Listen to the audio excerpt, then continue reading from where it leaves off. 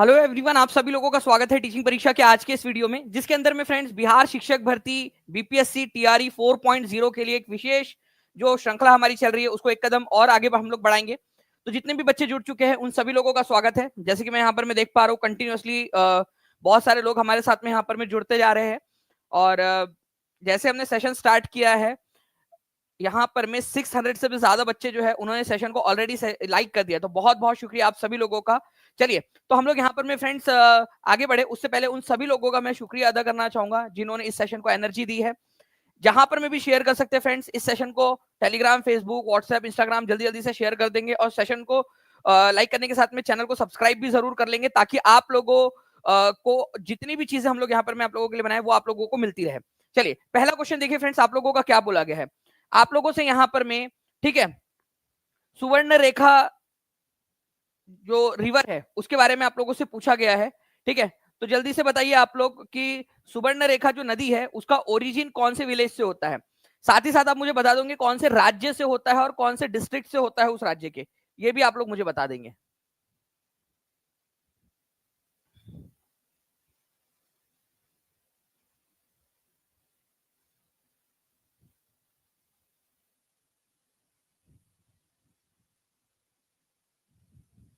चलिए गुड। तो देखिए फ्रेंड्स, सुवर्ण रेखा जो नदी है, आप लोगों ने एक चीज याद रखनी है।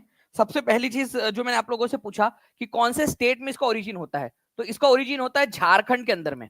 पहला पॉइंट तो ये आप लोगों का क्लियर हो गया। ठीक है, एक नंबर आप लोगों को यहां मिल जाएगा। झारखंड में भी कहां पर में होता है, तो रांची के अंदर में, रांची प्लेटू, ठीक है, छोटा नागपुर प्लेटू का एक भाग है रांची प्लेटू, उसके अंदर में जो है इसका उद्गम होता है रांची डिस्ट्रिक्ट के अंदर में। ठीक है, अगर उसके बाद में भी आप लोगों से पूछा जाए कि कौन से डिस्ट्रिक्ट के अंदर में कौन से विलेज के अंदर में होता है, तो प्लीज आप लोग ये याद रखिएगा कि सुवर्ण रेखा जो नदी है, ठीक है, ये आप लोगों का रांची डिस्ट्रिक्ट के, ठीक है, आप लोगों के जो विलेज है नागरी, ठीक है, उसके अंदर में इसका उद्गम होगा। और आप लोगों से एक दो चीजें पूछी जा सकती है, या तो छोटा नागपुर प्लेटू बोला जा सकता है वहां पर में आप लोगों को, और छोटा नागपुर प्लेटू का ही एक भाग है रांची प्लेटू। ठीक है, रांची, तो रांची प्लेटू जो है वो उसी का भाग है। तो आप लोग ये एक चीज याद रखिएगा कि रांची प्लेटू भी बोला जा सकता है, कहां से इसका उद्गम होता है। रांची डिस्ट्रिक्ट जो है, रांची प्लेटू, रांची का एक पठार है छोटा सा, उसके ऊपर में लोकेटेड है। तो छोटा नागपुर का पठार या फिर रांची के पठार के ऊपर में लोकेटेड है। ठीक है, नागरी विलेज से इसका उद्गम होता है, ठीक है, झारखंड से। और इसके बाद में ये पश्चिम बंगाल जो है, पश्चिम बंगाल से होते हुए और पश्चिम बंगाल उड़ीसा से होते हुए ये कहां पर में चली जाती है, ये नदी बंगाल की जो खाड़ी है उसके अंदर में जो है ये चली जाती है। ये याद रखना आप लोगों ने, ठीक है, बंगाल की खाड़ी के अंदर में। तो क्या क्या सीखा हम लोगों ने इसमें से, सुवर्ण रेखा नदी झारखंड में, रांची से उद्गम इसका होता है, ठीक है, नागरी विलेज से। ठीक है, ये याद रखेंगे आप सभी के सभी। और ये क्वेश्चन आप लोगों को ऑलरेडी 69 बीपीएससी के अंदर में आ चुका है आप लोगों का, तो प्लीज इस पर्टिकुलर क्वेश्चन को याद रखेंगे आप सभी के सभी। ठीक है, चलिए देखिए पहला ही क्वेश्चन हमारा जिसमें यहाँ पर में जो है बहुत सारे बच्चे ऑलरेडी जुड़ चुके हैं। ठीक है, तो सेशन को लाइक एंड शेयर भी करते रहेंगे आप सभी के सभी, जितने भी लोग यहाँ पर में देख रहे हैं। 1300 से ज्यादा, करीब करीब 1400 के करीब करीब बच्चे जो है यहाँ पर में ऑलरेडी मौजूद है। ठीक है, और 900 से ज्यादा आप लोगों ने सेशन को लाइक भी कर दिया, तो जल्दी जल्दी से सेशन को लाइक एंड शेयर भी करते रहेंगे। नाउ फ्रेंड, नेक्स्ट क्वेश्चन की तरफ में आगे बढ़ते हैं। ठीक है, अब देखिए एसएससी एचएससी के अंदर में पूछा गया, SSC HSC level previous paper के अंदर में। ठीक है, 10 फरवरी 2022 के अंदर में पूछा गया प्रश्न है आप लोगों का। तो सुवर्ण रेखा रिवर जो है आप लोगों का, आपको बताना है कि कौन से स्टेट के अंदर में जो है इसके बेसिन लोकेटेड है। ठीक है, तो आप लोगों को पता है फ्रेंड्स कि ये नदी जो है कहां से निकलती है। ठीक है, तो ये झारखंड से निकलती है, तो ऑब्वियस सी बात है इसका बेसिन, बेसिन मतलब जो एरिया ये कवर करती है। ठीक है, तो झारखंड में है, ठीक है, पश्चिम बंगाल के अंदर में और उड़ीसा के अंदर में। ठीक है, तो झारखंड के अंदर में है, बाकी हरियाणा में नहीं है, तमिलनाडु के अंदर में नहीं है, छत्तीसगढ़ के अंदर में नहीं है इसका बेसिन, या जो एरिया वो कवर कर रही है जहां जहां पर में जा रही है। तो झारखंड के अंदर में ये याद रखना है आप लोगों ने, झारखंड से तो इसका ओरिजिन ही है डायरेक्ट डायरेक्ट। ठीक है, उसका माइका ही है झारखंड। ठीक है, और ये कहां पर में जाकर मिलती है, बंगाल की खाड़ी के अंदर में। ठीक है, आप लोगों को बता दूं खारकई नदी, करकरी नदी, ठीक है, ये इसी की जो है सहायक नदियां है। ठीक है, खारकई नदी, खारकई रिवर और करकरी रिवर, दो इंपॉर्टेंट इसकी सहायक नदियां है।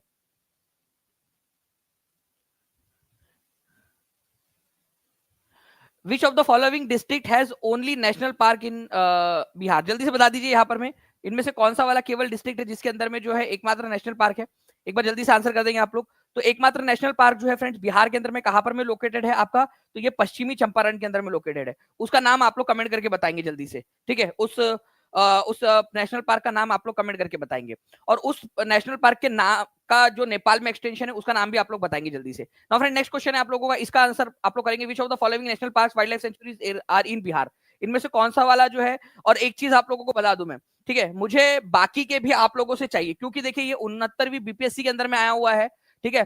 तो आप लोग जो है मुझे ये बताएंगे बाकी के, देखिए यहाँ पर मैं ऑप्शन से साफ दिख रहा है कि कोई 2 ही बिहार के अंदर में है इनमें से, ठीक है। ये जो बाकी के नेशनल पार्क या वाइल्ड लाइफ सेंचुरी है कौन से राज्य के अंदर में, ये भी आप लोग मुझे कमेंट करके बताएंगे। देखते हैं कि कितने लोग बता पाते हैं। चैलेंज एक्सेप्ट करते हो आप लोग, ठीक है। एक एक पॉइंट के ऊपर में यहाँ पर पूछा जा सकता है आप लोगों से। तो वाल्मीकि राष्ट्रीय उद्यान जो है फ्रेंड्स आप लोगों ने याद रखना है, वाल्मीकि राष्ट्रीय उद्यान आप लोगों को मिलेगा बिहार के अंदर में, ठीक है। कौन से डिस्ट्रिक्ट के अंदर में मिलेगा आप लोग बता दीजिए, ठीक है। दुधवा नेशनल पार्क जो है फ्रेंड्स ये आप लोगों को मिलेगा उत्तर प्रदेश के अंदर में, उत्तर प्रदेश के अंदर में। तो 2 आंसर नहीं हो सकता था आप लोगों का। पहली बात तो आपको बता दूं कि दुधवा नेशनल पार्क कहां पर में अपने आप में क्वेश्चन बनता है, ठीक है, अपने आप में इंडिविजुअल एक क्वेश्चन है, ठीक है। गजनेर वाइल्ड लाइफ सेंचुरी जो है फ्रेंड्स ये याद रखिएगा, ये राजस्थान के अंदर में मिलेंगी आप लोगों को, ठीक है, राजस्थान के अंदर में, ओके।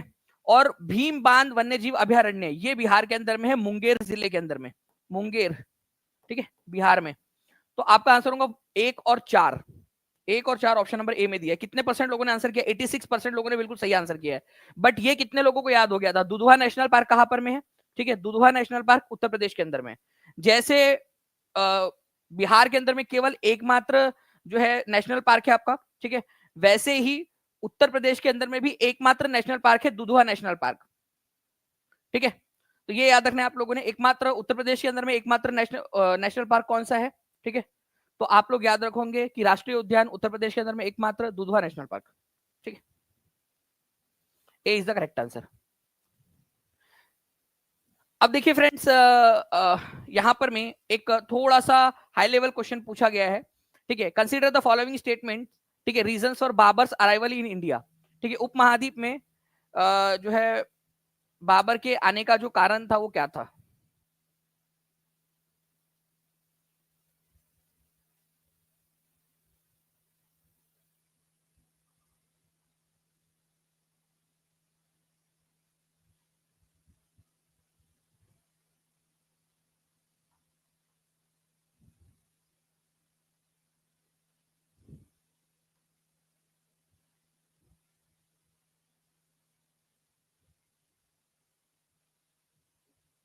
बताइए इस पर्टिकुलर क्वेश्चन का आंसर क्या होगा।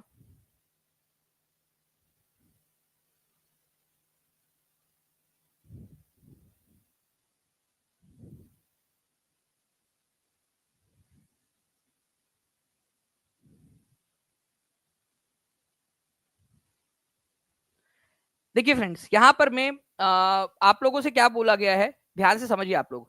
यहां पर मैं बोला गया कि बाबर के आने का, ठीक है, रीजन क्या था, ठीक है, रीजन क्या था यहाँ पर, ओके। तो इस क्षेत्र के अंदर में तैमूरिड राजवंश की जो है वो स्थापना करना चाहता था, स्टैब्लिशमेंट ऑफ तैमूरिड डायनेस्टी, क्योंकि बाबर जो है वो तैमूर के वंश का था। आप लोगों को पता होना चाहिए कि मध्य कालीन भारत के अंदर में, ठीक है, मध्य एशिया के अंदर में एक बहुत ही ताकतवर शासक हुआ था तैमूर लंग, ठीक है। उसका जो है एक मतलब थोड़ा सा वो चलने में लंगड़ाता था, तो उसको तैमूर द लेम या तैमूर लंग उसको कहा जाता था, ठीक है। तो तैमूरिड राजवंश उसका जो है तैमूर का जो है वो वंशज था 5वीं पीढ़ी के अंदर में। तो तैमूरिड राजवंश की स्थापना करना उसका एक लक्ष्य था, ठीक है। उसका बिल्कुल ये रीजन नहीं था कि गुंबद का परिचय करवाना, वास्तुकला मेहराब और गुंबद का परिचय कराना, ठीक है। भारत के अंदर में ऑलरेडी गन पाउडर आ चुका है इस वजह से आना नहीं, ठीक है। वो युद्ध में तोपों का प्रयोग करना चाहता था, ठीक है, भारत के अंदर में, क्योंकि उसको पता था कि भारत के लोगों के पास में तोप नहीं है, ठीक है। गन पाउडर जो है वो हम लोग बना चुके थे, लेकिन तोप नहीं बना पाए थे हम लोग, ठीक है। तो युद्ध में तोपों का प्रयोग करने के लिए, ठीक है, और तैमूरिड राजवंश की स्थापना करना, ये मेन रीजन था उसके भारत का यहाँ पर में आने के लिए। तो आंसर इसका ऑप्शन नंबर सी हो जाएगा, 3 और 4 इज द करेक्ट आंसर, ठीक है। भारत के अंदर में जो है आर्च वाले गुंबद बनाना, ठीक है, भारत के अंदर में बहुत सारे जो है राजमहल बनवाना, वो लक्ष्य नहीं था उसका, ठीक है। या फिर यहाँ पर में भारत के अंदर में ऑलरेडी गन पाउडर जो आ चुका था, ठीक है, वो चाहिए था उसको, नहीं, गन पाउडर उसके पास में भी था, इवन उसके पास में तो उससे भी ज्यादा कैनन्स थे उसके पास में, उसके पास में तोप थी, ठीक है। बाद में जो है आप लोग उसको मुगल जो है वो कहते हो, मंगोल शब्द से मुगल की उत्पत्ति हुई है, लेकिन एक्चुअल में वो तैमूर राजवंश का था, ये याद रखना है आप लोगों ने, ठीक है, तैमूर राजवंश का था, ठीक है। मुगल उनको कहना, उन लोगों को, वो तो हम लोग कहते हैं मुगल, ठीक है, बाद में धीरे धीरे उनको मुगल कहना शुरू किया गया, वो अपने आप को थोड़ी ना मुगल कहते थे शुरुआत में, ठीक है, मुगल बाद में उनको कहना शुरू किया गया मंगोल, क्योंकि देखो जो बाबर था अपने पिताजी की साइड से, ठीक है, पिताजी की साइड से तैमूर राजवंश से बिलोंग करता था, तैमूर का वंशज था, और अपनी माता जी की साइड से जो चंगेज खान था ना, मंगोल शासक चंगेज खान, उसका वंशज था, ठीक है।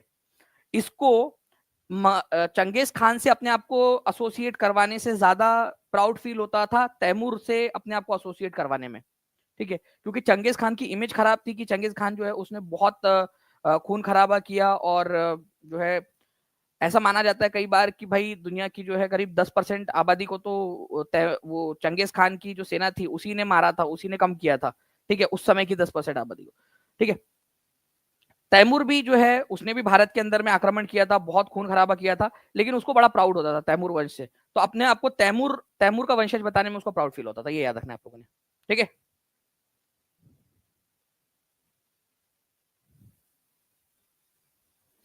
देखो अर्णव ठाकुर पूछ रहे तो करीना के बेटे का नाम तैमूर कैसे।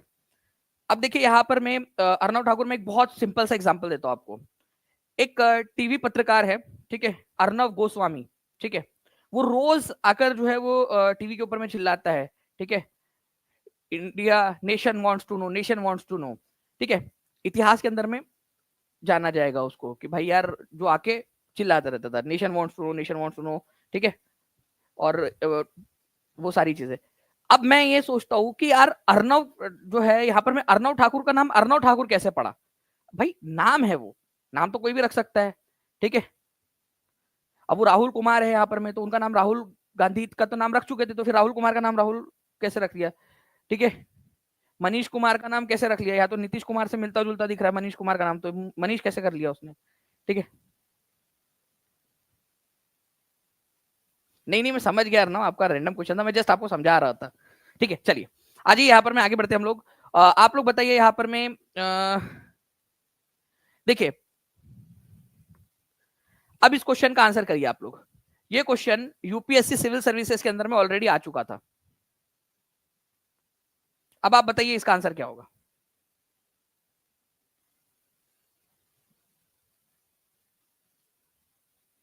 जल्दी जल्दी से, यहाँ पर 2000 से ज्यादा बच्चे हमारे साथ में जुड़ चुके हैं, जल्दी से सेशन को लाइक एंड शेयर करते रहेंगे, ठीक है, आप सभी के सभी, ताकि ऐसे ही और भी हम लोग क्वेश्चन करते रहे यहाँ पर में।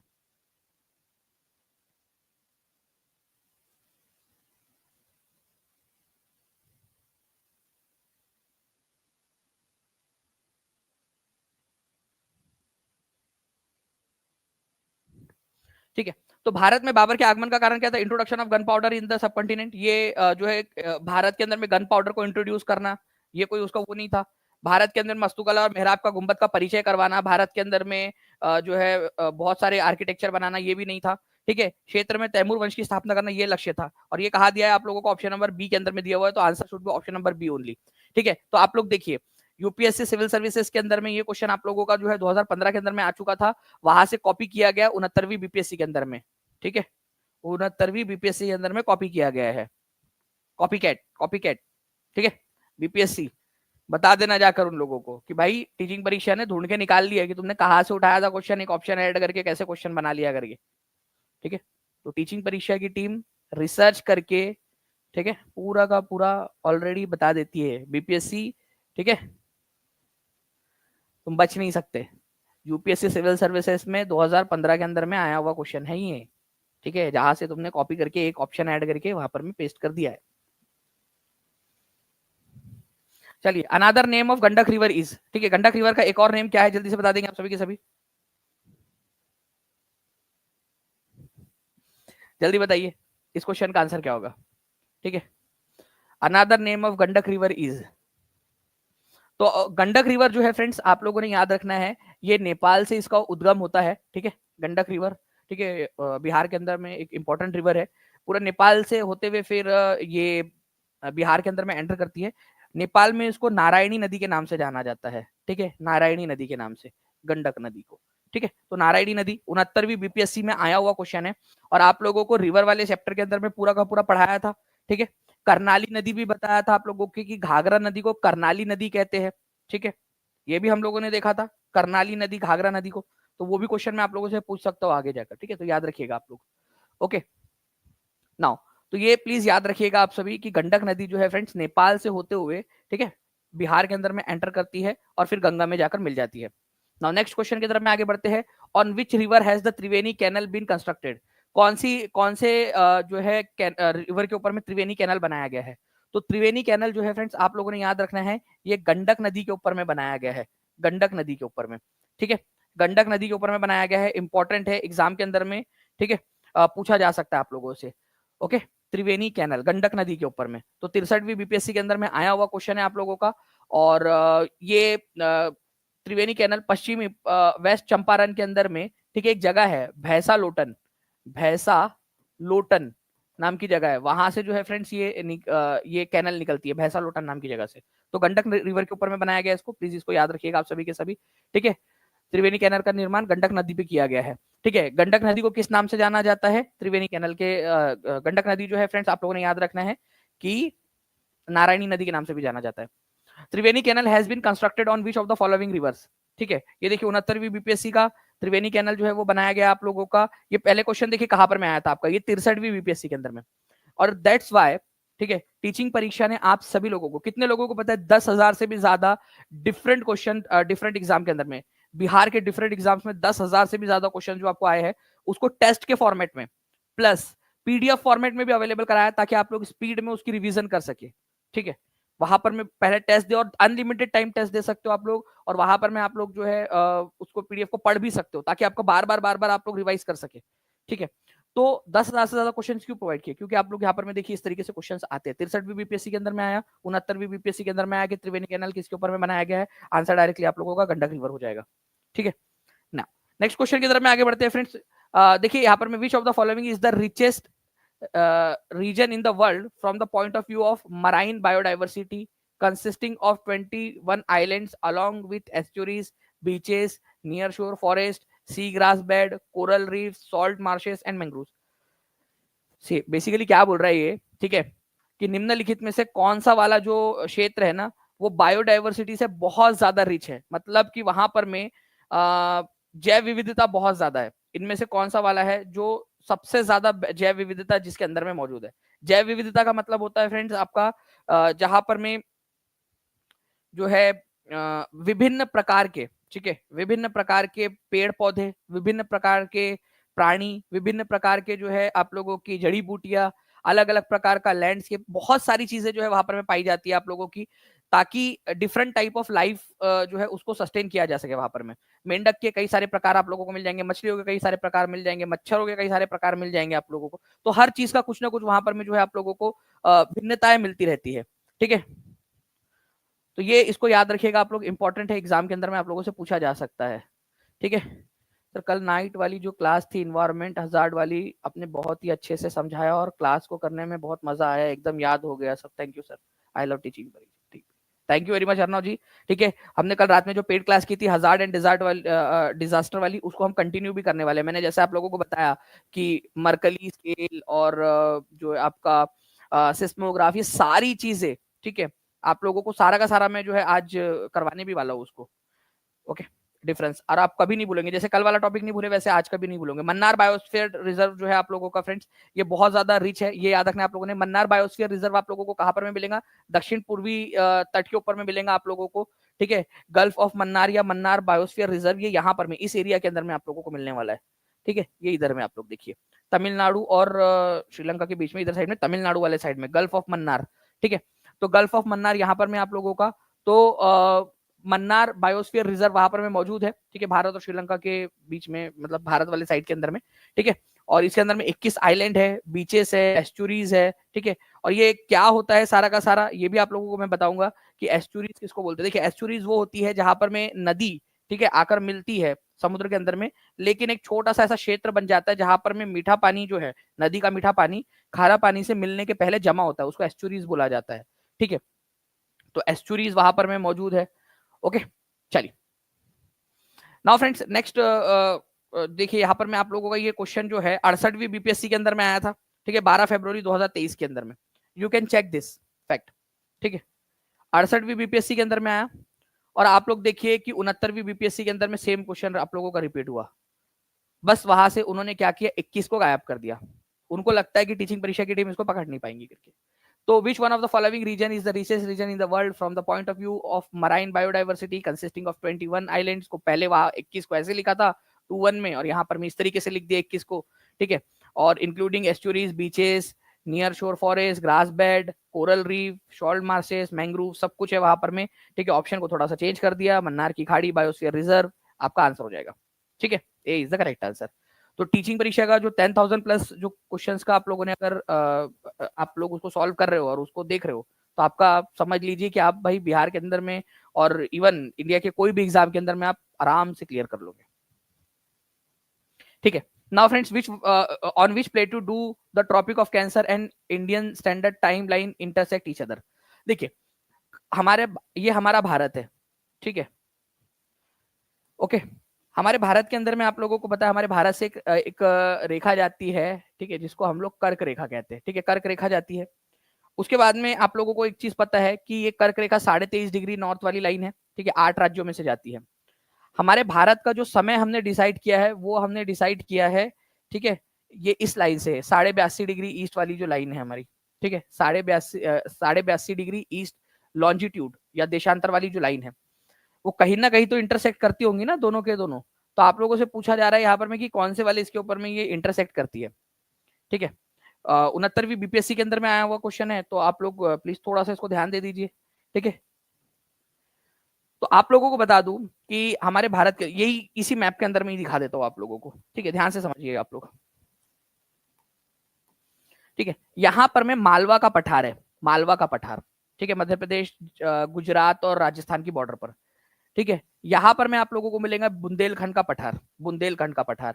यहां पर मैं आपको मिलेगा बाघेलखंड का पठार, ये बुंदेल है, बुंदेल, ये है मालवा, मालवा, ठीक है, और ये है बाघेल, बाघेल खंड का पठार, ठीक है, बाघेल खंड का पठार। तो आप लोगों को ये किस पे मिलने वाला है, ये आपको मिलने वाला है बाघेल खंड के पठार के ऊपर में, ठीक है। तो यहाँ पर में मालवा, बुंदेलखंड, बाघेलखंड इस तरीके से, तो ये बाघेलखंड के पठार के ऊपर में लोकेटेड है इनका इंटरसेक्शन, जहां पर में ये इनका, अब ये कोई ओरिजिनल लाइन तो है नहीं, फिजिकल लाइन जो आपको दिखाई देती है, ये इमेजिनरी लाइंस है। लेकिन अगर इमेजिन भी हम लोग करें तो ये कौन से वाले पठार के ऊपर में इनका इंटरसेक्शन होगा, इमेजिनरी लाइन है ये जो ग्लोब पर हमने बनाया हमारे रेफरेंस के लिए, ठीक है।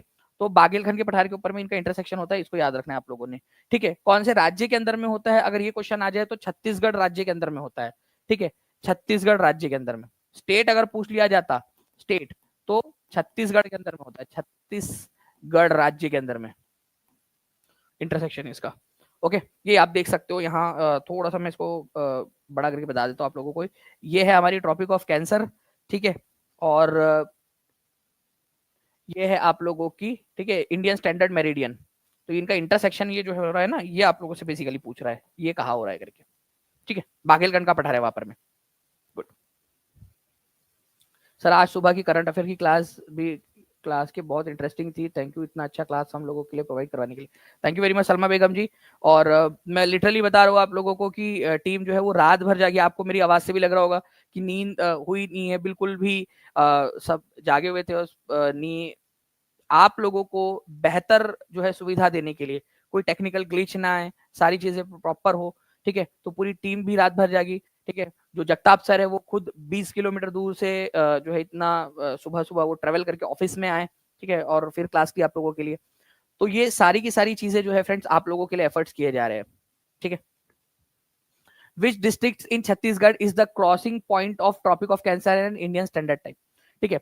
अब ये मैंने क्वेश्चन ये जो है आप लोगों को अभी मैंने आपको बताया कि ये कौन से जो है राज्य के अंदर में, ठीक है, ये दोनों का मिलन होता है, ठीक है, ट्रॉपिक ऑफ कैंसर और इंडियन स्टैंडर्ड टाइम का मिलन होता है। तो ये होता है छत्तीसगढ़ राज्य के अंदर में इन दोनों का मिलन, ठीक है। तो आपको अब बताना है कि छत्तीसगढ़ में भी कौन सा डिस्ट्रिक्ट है जिसके अंदर में इसका मिलन होता है, ठीक है।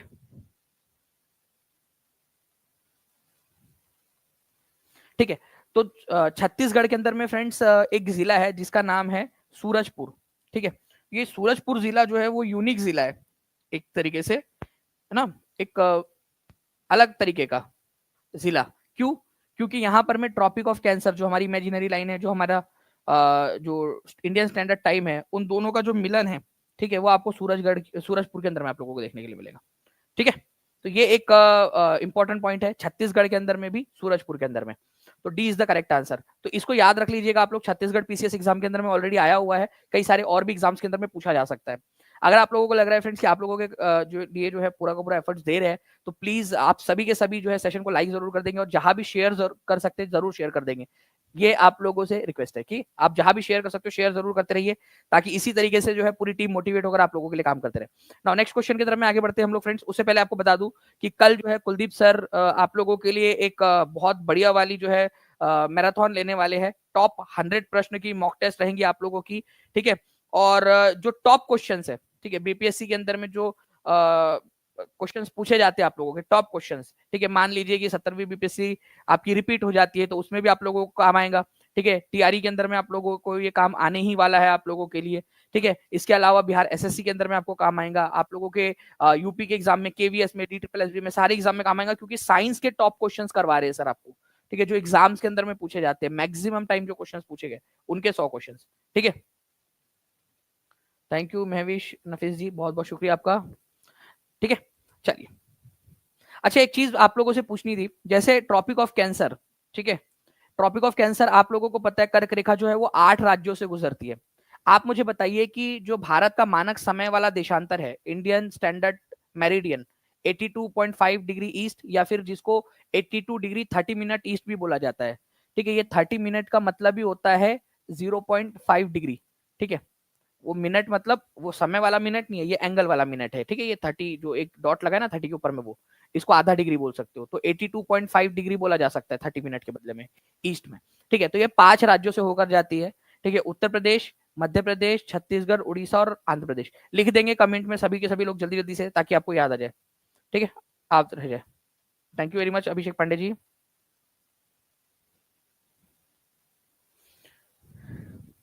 नाउ नेक्स्ट क्वेश्चन की तरफ में आगे बढ़ते हैं फ्रेंड। देखिए एक इंटरेस्टिंग सा क्वेश्चन है आप लोगों का, 69वीं बीपीएससी के अंदर में आया था, ठीक है। इस क्वेश्चन के अंदर में आप लोगों से कहा जा रहा है कि 42वें संविधान संशोधन के बारे में, ठीक है, आप लोग विचार करिए। चलो विचार करते हैं, विचार क्या करना है इसके अंदर में, ठीक है, जो जो भी चीजें है करते हैं उसमें। 42वां संविधान संशोधन 1976 के अंदर में हुआ था, इंदिरा गांधी उस समय में प्रधानमंत्री थी, ठीक है। इसको मिनी कॉन्स्टिट्यूशन भी कहा जाता है, क्योंकि बहुत सारे चेंजेस हुए थे। इससे जो है प्रस्तावना के अंदर में 3 शब्द जोड़े गए थे, समाजवादी, पंथ निरपेक्ष और अखंडता, ठीक है। ये 3 शब्द जोड़े गए थे, 3 मैजिकल वर्ड, समाजवादी, ठीक है, सेक्युलर और इंटीग्रिटी, ये शब्द जोड़े गए इसके अंदर में, सोशलिस्ट, सेक्युलर और इंटीग्रिटी। बात बिल्कुल सही है, ठीक है। इसने संविधान में 8 मौलिक कर्तव्य जोड़े। तो 8 मौलिक कर्तव्य जोड़े थे इसने, या फिर 10 जोड़े थे, ठीक है। 8 जोड़े थे या 10 जोड़े थे, आप बताइए जल्दी से। फंडामेंटल ड्यूटीज इसी के जरिए जोड़ी गई थी। इसमें निदेशक सिद्धांत यानी अनुच्छेद 39A, 43A, ठीक है, अनुच्छेद 47 जोड़ा गया इसके अंदर में। इसने राष्ट्रपति को चुनाव आयोग के परामर्श से राज्य विधानमंडलों के सदस्यों को अयोग्य घोषित करने की शक्ति प्रदान की, ठीक है। कि चुनाव आयोग चाहे तो विधानमंडल, राज्य के विधानमंडल जो है उनको अयोग्य घोषित कर सकते हैं, ठीक है। तो अलग अलग से प्रावधान जो है फ्रेंड्स यहाँ पर मैं आप लोगों को देखने के लिए मिलते हैं। आप लोगों से बोला गया कि कौन सा वाला गलत है। देखिए मैं आप लोगों को बता दूं कि आर्टिकल नंबर 39A, ठीक है, 43A तो ठीक है, लेकिन आर्टिकल नंबर 47 नहीं जोड़ा गया था इससे। 47 पहले से था इसके अंदर में, ठीक है, हमारे संविधान के अंदर में। तो ये गलत है, ये जो है आप लोगों का ये भी गलत है, ठीक है। मौलिक कर्तव्य जोड़े गए इसके अंदर में, 8 नहीं थे वो 10 थे, ठीक है। तो ये आप लोगों का जो है आंसर होना चाहिए, ओके। क्योंकि 47 देखिए यहाँ पर में जनरली जब जोड़ा जाता है ना, तो उसमें क्या होता है कि ABCD इस तरीके से, जनरली 99% केस में। केवल कुछ केसेस ऐसे जिसके अंदर में पुराना आर्टिकल डिलीट करके उसकी जगह पे नया जोड़ दिया गया, उसमें ABCD नहीं लगा। 243 उसका एक एग्जाम्पल है, ठीक है। लेकिन जो है आपको बता दूं 47 पहले से था हमारे संविधान के अंदर में, उसको डिलीट करके कोई नया वाला नहीं जोड़ा गया, वो पहले से ही था, उसको जोड़ा नहीं गया था। बाकी हाँ 39A और 43A जोड़ा गया। तो ये गलत हो गया, ये वाला आप लोगों का गलत हो गया, ठीक है। इसने राष्ट्रपति को एक ऐसा अधिकार दे दिया था कि भाई वो राज्य के विधानमंडल, मतलब मान लीजिए अभी क्या होता है, अगर बिहार के अंदर आप लोगों का जो है विधायक कौन है, आप लोग बताओ जल्दी से, आप जिस भी इलाके में रहते हो उसका विधायक बताओ, और कौन से इलाके में रहते हो आप बताओ, कौन से इलाके में आप रहते हो। देखिए मैं इसका मतलब बताता हूँ, ये बहुत इंपॉर्टेंट चीज है। देखो कई बार क्या होता है ना कि आपको और ज्यादा पढ़ने के लिए इंटरेस्ट और कंसेप्चुअल अंडरस्टैंडिंग जो है वो जरूरी होती है, वो आपकी बढ़ेगी। आप जिस इलाके में रहते हो वहां पर में कोई ना कोई एक विधायक होगा, विधानसभा का सदस्य, उस राज्य की विधानसभा का सदस्य, ठीक है। उस विधानसभा के सदस्य को अगर अयोग्य घोषित करना है, ठीक है, तो वो करने की जो शक्ति है आप लोगों को याद रखना है कि एक्चुअल में वो होती है आप लोगों के गवर्नर उसको अयोग्य घोषित करते हैं, ठीक है। जो भी अगर प्रक्रिया है या फिर जो उस जो आज के समय में जब से हमारा एंटी डिफेक्शन लॉ लागू हुआ है तब से जो है उस विधानसभा के जो सभापति होते हैं वो अयोग्य घोषित करते हैं, ठीक है। पहले ये पावर किसके पास में था, गवर्नर के पास में था। अब ये पावर जो है वो राष्ट्रपति को भी दे दिया गया था इस संविधान संशोधन के जरिए। मतलब राष्ट्रपति किसके इशारों पे काम करता है, ठीक है। राष्ट्रपति को किसने ये बोला गया ना कि जैसा तुमको मैं बोलेंगी वैसा तुमको करनी पड़ेगी, ठीक है। वो आप लोगों को मीम दिखाया था ना मैंने, ठीक है। तो प्रेसिडेंट जो है वो तो केंद्र सरकार के इशारों पे काम करता है। तो किसी भी राज्य के विधायक को भी वो लोग हटा सकते हैं, मतलब केंद्र सरकार हटा सकती है, ठीक है। ऐसा प्रावधान जोड़ दिया गया था जिसको हटाया गया बाद में 44वें संविधान संशोधन के जरिए, इसको डिलीट कर दिया गया। इसीलिए ये पावर अब नहीं है, ठीक है। अब ये प्रावधान नहीं है, जोड़ा गया था 42वें के जरिए, लेकिन 44वें के जरिए इसको हटा दिया गया, ठीक है। तो ये जोड़ा गया था। आप लोगों से गलत वाला पूछा है ना, ठीक है, आपसे गलत वाला पूछा है, ओके। तो प्लीज ये पॉइंट याद रखिएगा, आपसे गलत वाला पूछा है, इसी वजह से आंसर इसका ऑप्शन नंबर बी होगा, 2 और 3, ठीक है। हाई लेवल क्वेश्चन था लेकिन प्लीज इसको याद रखिए आप लोग, ठीक है।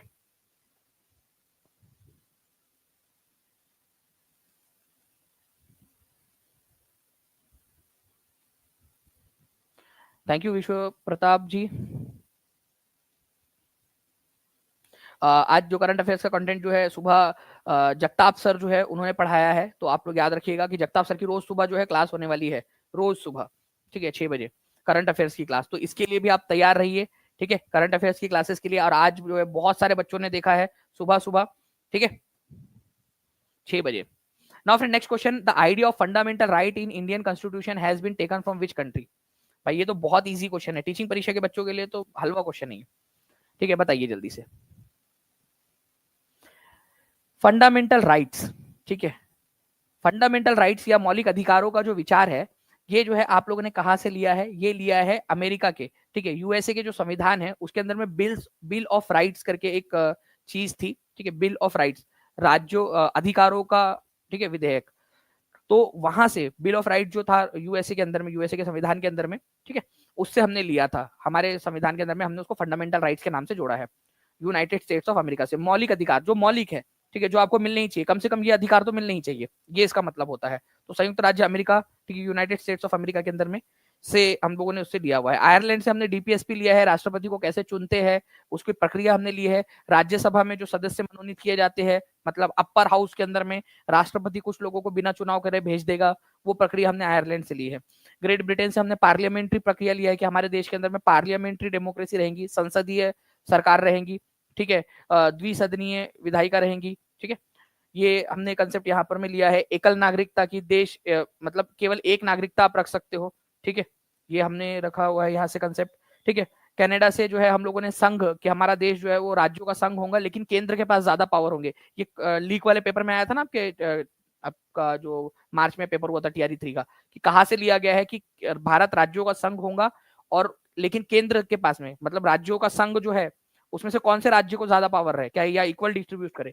राज्यों में तो पावर डिस्ट्रीब्यूट किए गए लेकिन राज्यों से भी सभी राज्यों से ज्यादा पावर सबसे शक्तिशाली केंद्र के पास में रहेगा, केंद्र सरकार रहेंगी। तो वो कनाडा से लिया था हमने।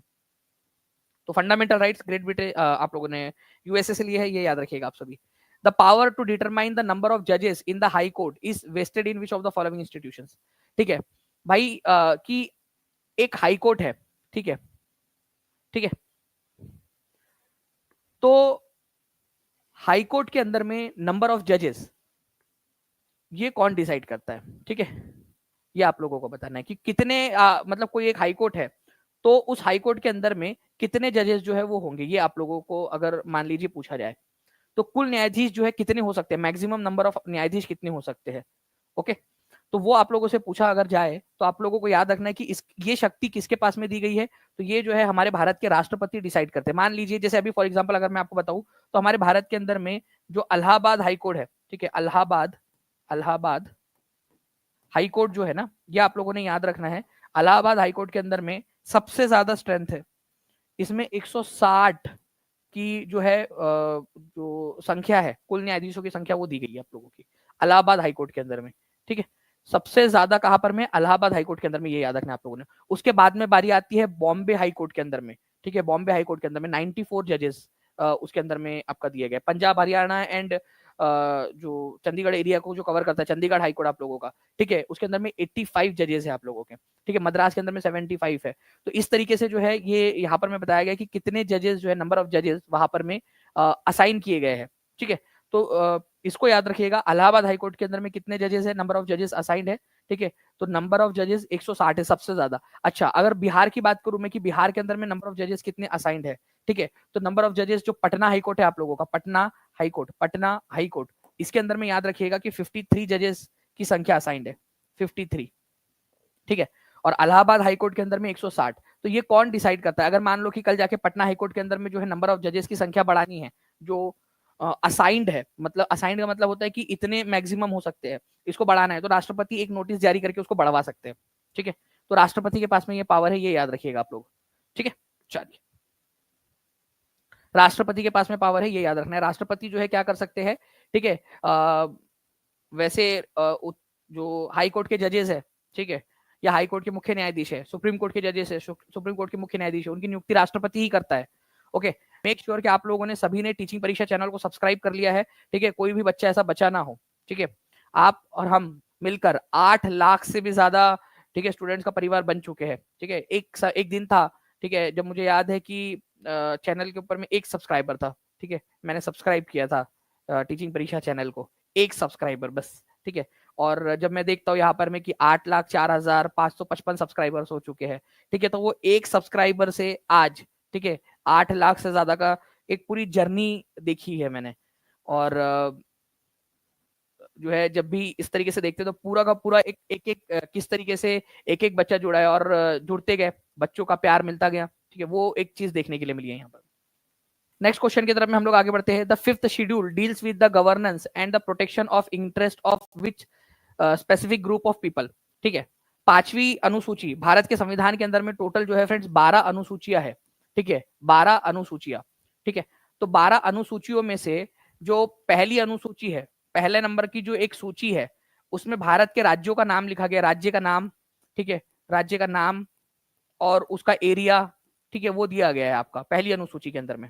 दूसरी अनुसूची के अंदर में अलग अलग लोग है, ठीक है, राष्ट्रपति है, जजेस है, उनको कितने पैसे मिलेंगे, वेतन भत्ते कितने मिलेंगे वो दिया गया है।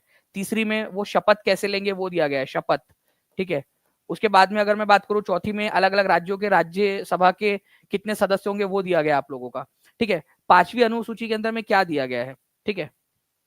Fifth schedule deals with the governance and protection of interest of which of the following people, ठीक है। Scheduled caste, schedule religious minority, scheduled tribe या लिंग्विस्टिक माइनॉरिटी। तो देखिए शेड्यूल्ड ट्राइब, अनुसूचित जनजाति के जो लोग हैं, वो जिस एरिया में रहते हैं उनके अधिकारों को प्रोटेक्ट करने के लिए, ठीक है, पांचवी अनुसूची बनाई गई है।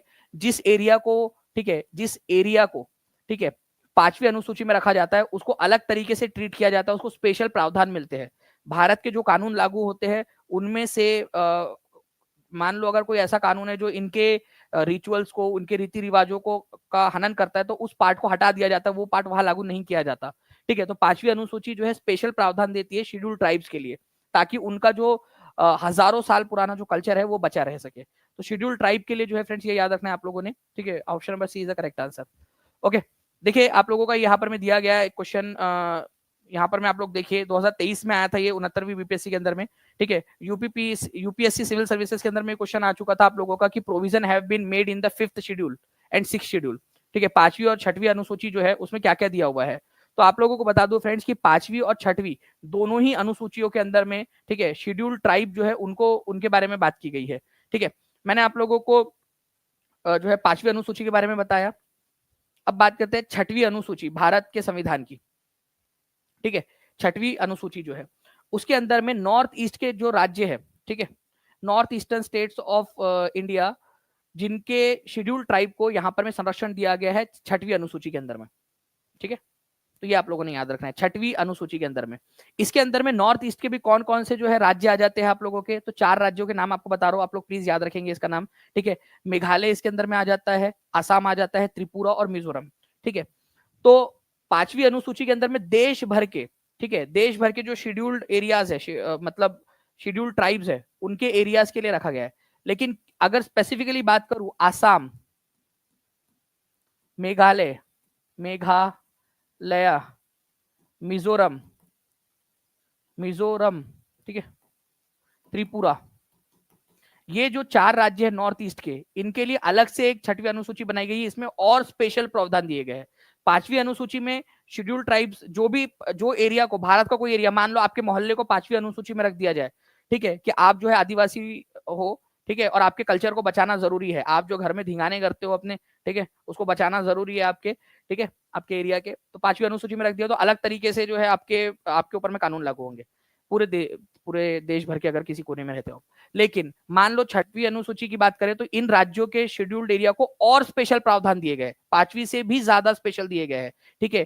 तो आप इसको ATMM ऐसे करके याद रख सकते हो, ATMM, ठीक है, आसाम, त्रिपुरा, मेघालय, मिजोरम, ठीक है, ATMM, आसाम, मेघालय, त्रिपुरा, मिजोरम, ठीक है।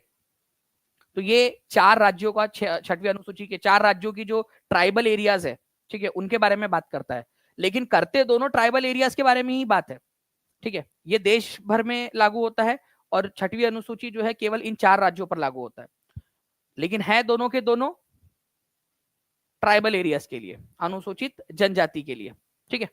तो ये क्वेश्चन था, देखिए यूपीएससी सिविल सर्विसेज का भी क्वेश्चन आप लोगों ने सॉल्व कर लिया इतनी आसानी से, ठीक है। नाउ फ्रेंड्स, अब आप लोग देखिए यहाँ पर में, which case did the supreme court of India first lay down the doctrine of basic structure. देखिए हमारे भारत के संविधान का कुछ बेसिक स्ट्रक्चर है। बेसिक स्ट्रक्चर का मतलब होता है कि जिसको चेंज नहीं किया जा सकता, ठीक है, कुछ ऐसी चीज है, ठीक है,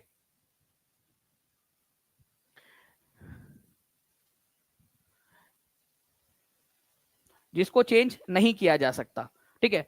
तो बेसिक स्ट्रक्चर जिसको चेंज नहीं किया जा सकता, ठीक है, वो आप लोगों का पहली बार कौन से केस के तहत आया था कि भाई इसको चेंज नहीं कर सकते, तो केशवानंद भारती जो केस था आप लोगों का, ठीक है, इसके जरिए लाया गया था 1973 के अंदर में। ये केस आप लोगों का आया था कि इसके जरिए, ठीक है ना, जो है हमारे भारत के जो व्यवस्था है उसके अंदर में ये बोल दिया गया कि कुछ चीजें ऐसी रहेंगी, जैसे कि हमारा देश एक पार्लियामेंट्री डेमोक्रेसी, उसको बदल के राष्ट्रपति वाला जो शासन जैसे अमेरिका के अंदर में, वैसा नहीं किया जा सकता, ठीक है, वो बेसिक स्ट्रक्चर है।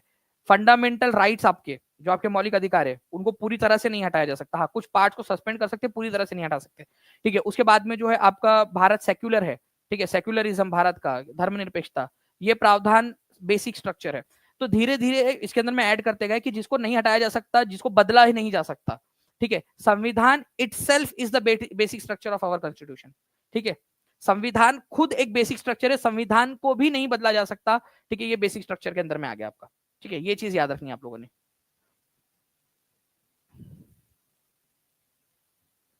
ठीक है। मेरी अभिलाषा जी, बहुत बहुत शुक्रिया आपके प्यारे से कमेंट के लिए, ठीक है। चलिए नाउ नेक्स्ट क्वेश्चन की तरफ में आगे बढ़ते हैं friends. Under which article the speaker can permit any member of the house to speak in his mother tongue. अब देखिए कोई मान लीजिए कि कोई एक व्यक्ति है, ठीक है, मेंबर ऑफ पार्लियामेंट है, लोकसभा का सदस्य मान लीजिए। अब वो ना हिंदी बोल पा रहा है ना इंग्लिश बोल पा रहा है, वो अपनी मातृभाषा में बात करना चाहता है, ठीक है। थैंक यू विश्व प्रताप जी, ठीक है। तो अगर मान लो कि वो अपनी मातृभाषा के अंदर में बात करना चाहता है, ओके, और अपनी मातृभाषा को प्रमोट करना चाहता है, संसद के अंदर में उसका प्रतिनिधित्व करना चाहता है, तो आप लोगों से यहाँ पर में बोला गया है कि कौन सी जो है अनुच्छेद के तहत जो स्पीकर है उसको ये अधिकार दिया गया है कि वो अपनी मातृभाषा को प्रमोट करने के लिए अपनी मातृभाषा के अंदर में बोल सकता है। तो आप लोगों ने याद रखना है फ्रेंड्स कि भारत के संविधान के आर्टिकल नंबर 120 के तहत ये उसको जो है स्पीकर को ये अधिकार दिया गया है कि वो अलाउ कर दे, परमिट कर दे उस व्यक्ति को, ठीक है। तो आर्टिकल नंबर 120 ये याद रखना है आप लोगों ने संसद के किसी सदस्य को अपनी मातृभाषा में बोलने का अधिकार देता है। ठीक है, मान लीजिए कि कल जाके आप जो है वो संसद के सदस्य बन गए, ठीक है, तो आप जाकर स्पीकर को बोल सकते हो कि स्पीकर साहब, ठीक है, हमको हमार मातृभाषा में बोलने की अनुमति दी जाए। कोई भी आपकी जो भी मातृभाषा है, ठीक है, उसके अंदर में आप लोग बात कर सकते हो, वहां पर में बोल सकते हो। ठीक है, तो C is the correct answer, article number 120 के तहत। ये 69वीं बीपीएससी के अंदर में आया हुआ है, तो हो सकता है रिपीट हो जाए क्वेश्चन। ठीक है, तो इसको याद रख लीजिएगा आप सभी के सभी। Who is empowered by constitution to क्या क्वेश्चन बोल रहा है यहाँ पर में, ठीक है, देखिए यहाँ पर में who is empowered by the constitution to permit a member of parliament who can not express himself adequately in Hindi और English to address the house in his mother tongue. अगर कोई व्यक्ति हिंदी इंग्लिश में बात नहीं कर पा रहा है, ठीक है, तो उसकी मदर टंग में अपनी मातृभाषा में बोलने का उसको अधिकार दिया गया है। ठीक है,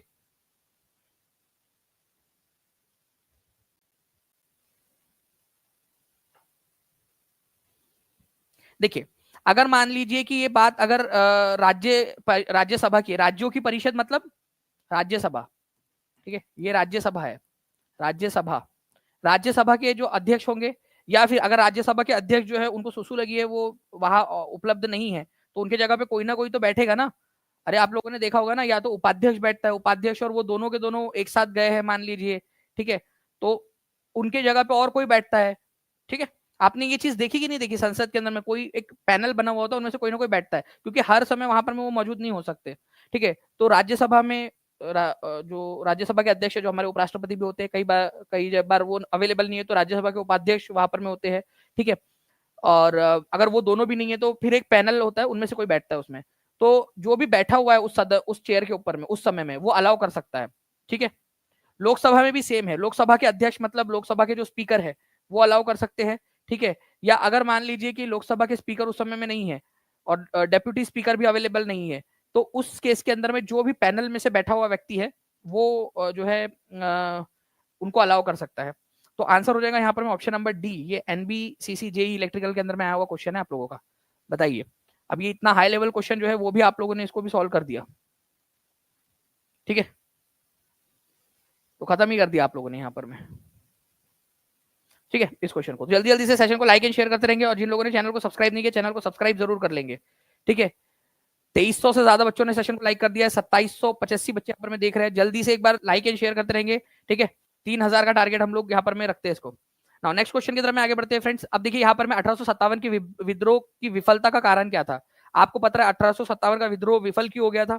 ठीक है, सबसे बड़ी बात आप लोगों को बताता हूँ। ठीक है, the rebels did not have any unified programme and ideology. ठीक है, और lack of support from all sections of the society. जैसे यहाँ पर में देखिए 2781 बच्चे देख रहे हैं, लेकिन 2354 बच्चों ने लाइक किया है, तो देखिए lack of support from the all section of the society है यहाँ पर में, मतलब सोसाइटी इन द सेंस मैं यहाँ पर बोल रहा हूँ बच्चों का, कुछ बच्चों का, तो सभी लोग, ठीक है, सब मिलकर आवाज उठाए तो कुछ चांद पे रौब पड़े, मैं तन्हा जुगनू हूँ, मेरे चिल्लाने से क्या होगा।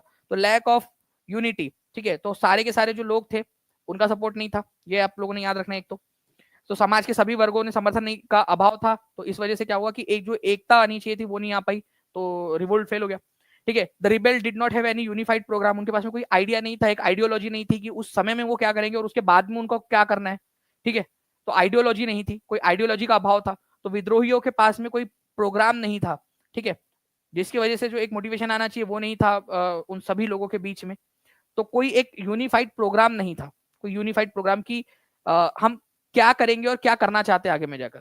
ठीक है, और इसके अलावा जो अंग्रेज थे उनकी मिलिट्री सुपेरियरिटी थी, हमारे से ज्यादा बेहतर हथियार थे उनके पास में। ठीक है, और तकनीक ज्यादा अच्छी थी। ठीक है, उन लोगों की डिसिप्लिन आर्मी थी उनकी, तो मिलिट्री सुपेरियरिटी ऑफ ब्रिटिशर्स ये कारण था हमारे 1857 के विद्रोह के विफल हो जाने का। ठीक है, यूनिफाइड प्रोग्राम की कमी का होना, कि कोई एक एकीकृत प्रोग्राम सारे लोग मिलकर कोई प्रोग्राम बनाए वो उसका अभाव था, और support from the all section. ये जो है फ्रेंड्स आप लोगों को याद रखना है। तो ये तीन, ठीक है, उपरोक्त तीन, ये इनमें से जो है ना सभी के सभी जो आप लोगों के कारण है 1857 के विद्रोह के फेल हो जाने के। ठीक है, चलिए नेक्स्ट क्वेश्चन जो है फ्रेंड्स, इसका आंसर आप लोग मुझे कमेंट के अंदर में बताएंगे। Who saved Gandhi ji life in Bihar during Champaran Satyagraha. Champaran Satyagraha 1917 के अंदर में जब गांधी जी गए थे, ठीक है, चंपारण के अंदर में, तो आप लोगों को बताना है कि गांधी जी की जो जान है वो किसने बचाई थी। ठीक है, तो ये आप लोगों का क्वेश्चन जो है फ्रेंड्स आप लोग देख सकते हो कि 68वीं बीपीएससी के अंदर में आया हुआ क्वेश्चन है आप लोगों का।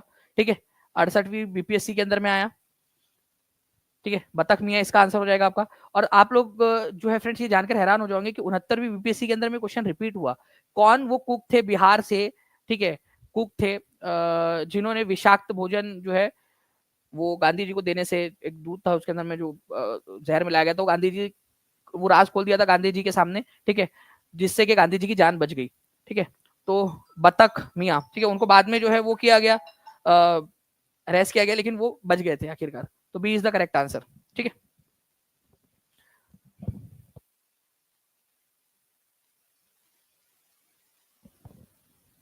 ओके, तो ये जो है फ्रेंड्स आप लोगों का बेसिकली आज का सेशन था। मैं आप लोगों को बता दूं कि करंट अफेयर्स की क्लास आज सुबह भी हुई थी, ठीक है, कल भी आप लोगों की होने वाली है। तो सभी के सभी जितने भी बच्चे हैं, ठीक है, करंट अफेयर्स की क्लास के अंदर में जुड़ जाएंगे, सभी के सभी लोग, ठीक है, ताकि आप लोगों का जितने भी क्वेश्चंस आपको करवाए जा रहे हैं, आज भी बहुत ही मेहनत से, बहुत ही बढ़िया तरीके से आप लोगों ने देखा है, ठीक है। और उम्मीद है आप लोग मेहनत करोगे, और हम जो मेहनत कर रहे हैं, आपकी जो मेहनत यहाँ पर में मिल रही है, दोनों की जब मेहनत मिलेंगी तो एक बेहतर रिजल्ट जो है वो प्रोड्यूस होगा। ओके, चलिए, तो इस उम्मीद के साथ में कि आप लोग मेहनत करते रहोगे, आगे बढ़ते रहोगे, ठीक है। तो इसको करिए आप लोग। प्लस जो है फ्रेंड्स एक इंपॉर्टेंट वाला एक प्रोग्राम, ठीक है, आप लोगों के लिए मैं बहुत बढ़िया तरीके से एक चीज को डिजाइन कर रहा हूँ, ठीक है, जो बहुत जल्द मैं उसकी भी घोषणा करूंगा आपको। अटैक मोड हम लोग उसको जो है नाम देंगे कि किस तरीके से आप लोग जो है अपने काम को सिस्टमेटिक तरीके से और ज्यादा बेहतर तरीके से करके, अपनी पढ़ाई को और ज्यादा बेहतर तरीके से करके उसको आगे बढ़ा सकते हो, ठीक है। चलिए, thank you very much friends, मिलते हैं हम लोग नेक्स्ट हमारे क्लास के अंदर में। तब तक के लिए take care and bye, God bless you all, thank you very much, ठीक है, बाय।